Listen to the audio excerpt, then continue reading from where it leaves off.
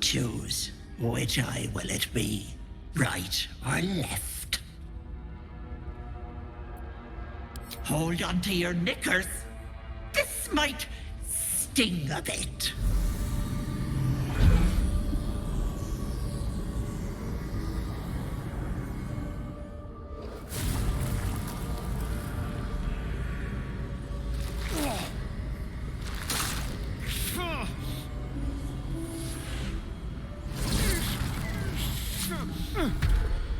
No, that wasn't so bad, was it?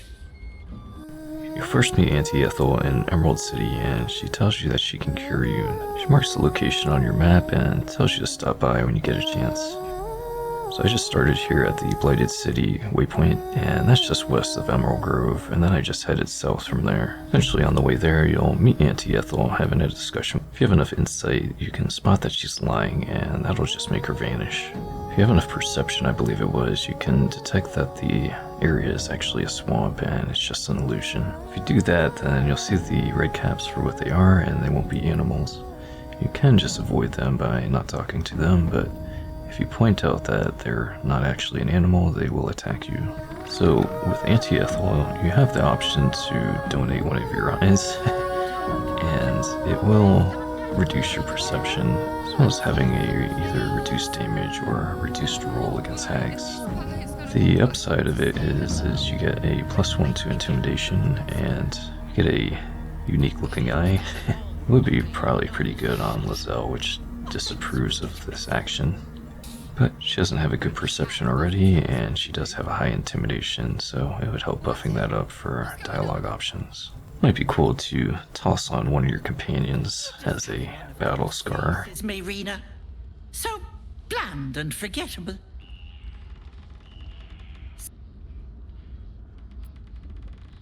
Quicker than you can say yes, Auntie. What do you say? Want me to take care of the little bugger? A devil? Spare me.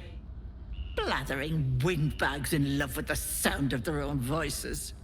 I'm the safer bet. Plus, you'll get to keep your soul. So I'll only ask for something small.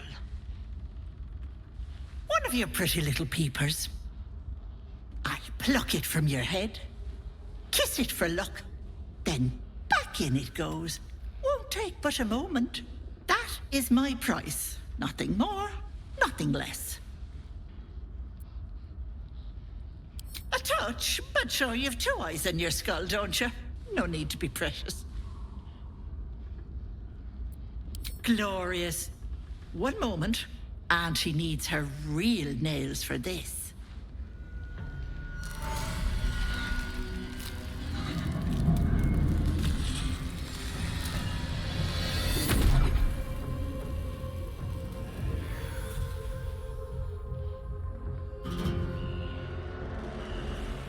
Much better.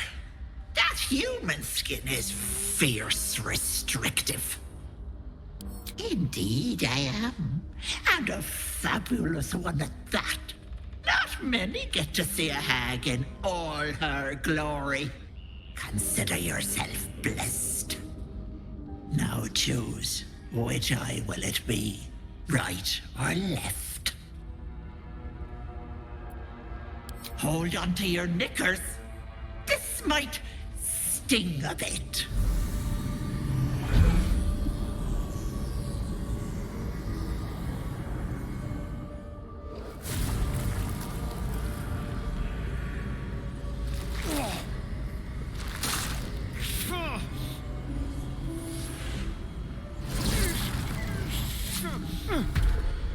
No, that wasn't so bad, was it?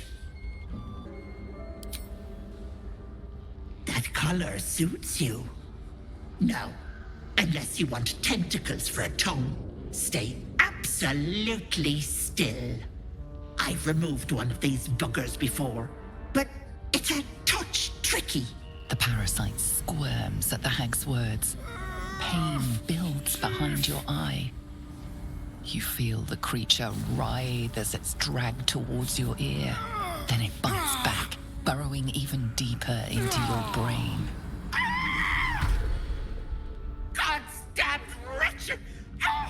You little shit! You didn't tell me it was Netherese! I'm not touching that! What about it? I held up my end of the bargain. It's not my fault the Wriggler's tainted by shadow magic. I want nothing to do with you or that scum in your brain. But let it not be said that Auntie Ethel doesn't honor her debts. Here, it's on you to fix yourself. Now get out! She'll also give you Ethel's Charm, which gives you a buff to all of your stats until your next rest. And if you choose to not get your eye taken, which most people probably will not allow, she'll tell you to just come back if you ever change your mind.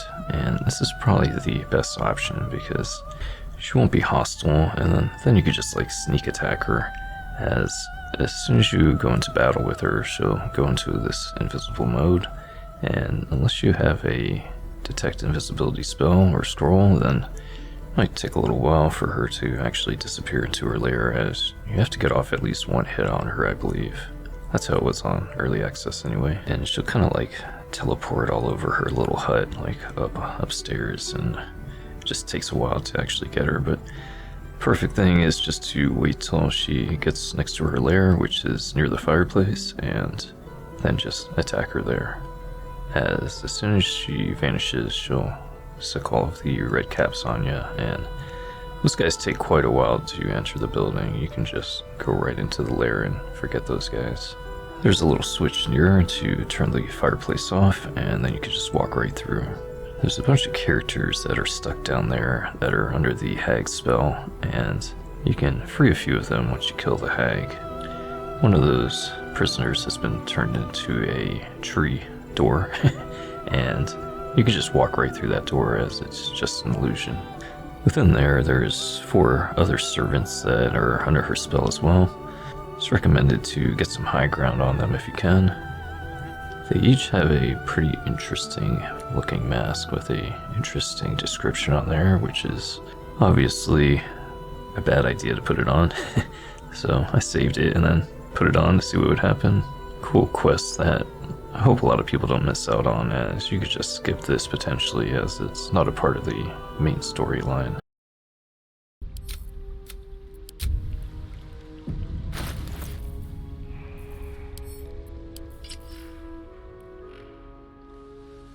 Hello, Petal. My, the mask suits you.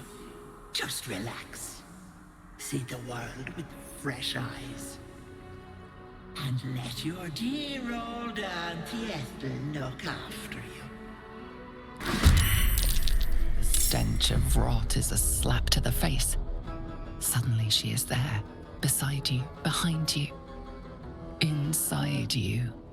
Yes, I have you now, Petal. Don't worry. Auntie is going to take good care of you. What's happening? What did you do? It's the mask! Get that thing off your face! So once you kill the hag, you can wear these masks freely, and they won't corrupt you, obviously. And there's one for each of your party members, so you could have them all sporting these weird, creepy masks. Once you put it on, you can't remove it, and I think the only way you can take it off is if you're nearly dead. I was trying to take it off, but I was too slow, and Karlak ended up setting up my fire, which ended up killing me. So after taking out those 4 guys, you want to head through the waterfall. There are a bunch of poisonous vents on the vines, and apparently you can put them out by putting heavy objects on top of them, it says, but every heavy object that I had just did not work, so I ended up just running through one of them. You actually only have to run through one of them, and you'll end up taking less damage than just jumping over it, unless you have the spell that prevents fall damage.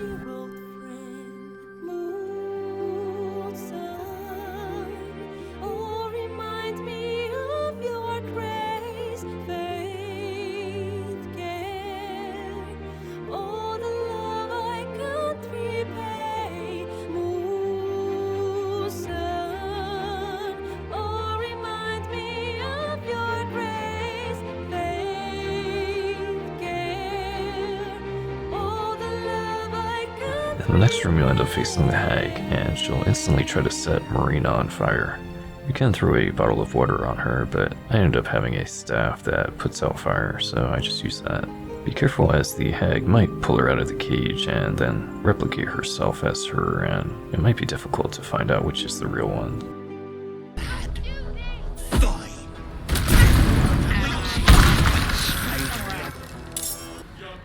No hesitation. Excellent.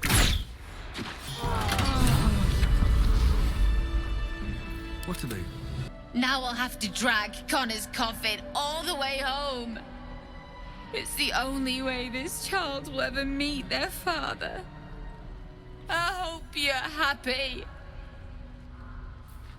Head through the door through the witch's other room, and you want to grab Bitter Divorce, as that's the item that you'll need further up. There's also a bunch of potions in there. Most of these potions on the desk here have negative consequences. There's only like 1 or 2 that are actually beneficial. The beneficial one is like Stoneheart, I believe the name was, as that gives you poison immunity. And the other one that's a positive gives you like the bite ability, but all the others are negative, as they'll just reduce your stats or make you hostile to the rest of your companions. After that, head on up top and you'll see Marina that's just kind of like hanging around, as she's still depressed about not being able to revive her husband. And that's when you want to give her the Bitter Divorce item, as that'll give her the option to resurrect her husband. And there's 2 options here. You can just let the zombie go with Marina and she'll try to find a cure for him at Baldur's Gate, or you can say that you'll end up keeping him. Honestly, it's pretty depressing either way. It wants to be used. Bring him back. Bring Connor back. Please.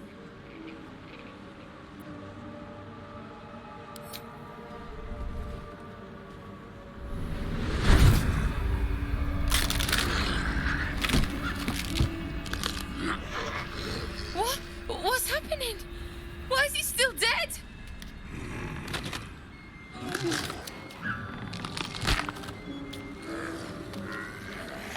You feel something pull at you. The creature yearns for a master.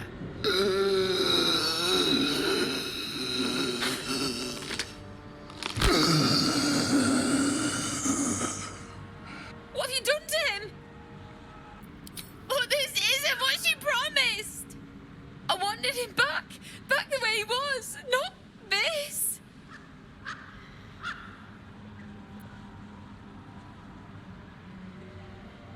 Connor? I don't even know if he's in there, but he might be. And if he is, I'll find him and bring him back.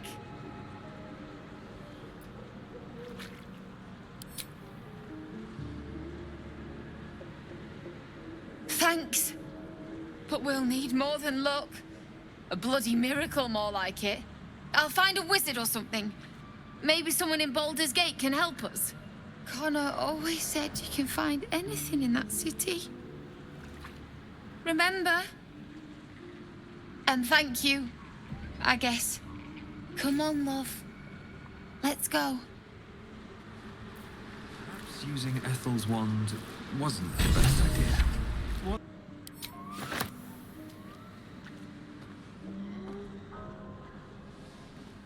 You bastard! Give him back! I thought you were going to help!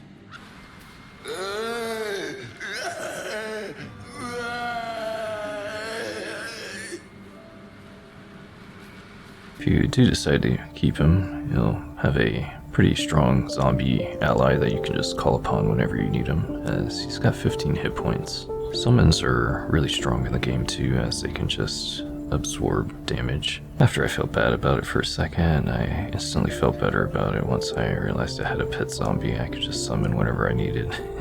And if you head back to where all the other prisoners are at, then you'll meet a dwarf that says he'll reward you if he has the opportunity to, but he doesn't have anything on him right now. And the elf gives you a grim story of what he still sees as being a reality, and then just bails out of there. Gods! You're the one! The Mind Flayer!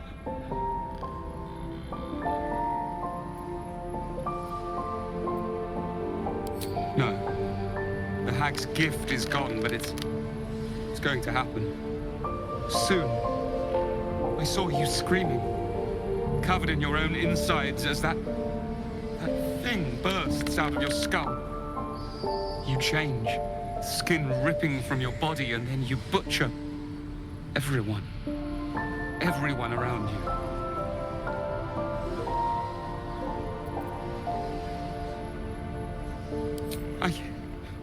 I don't know. It could be a Tente. Could be any moment.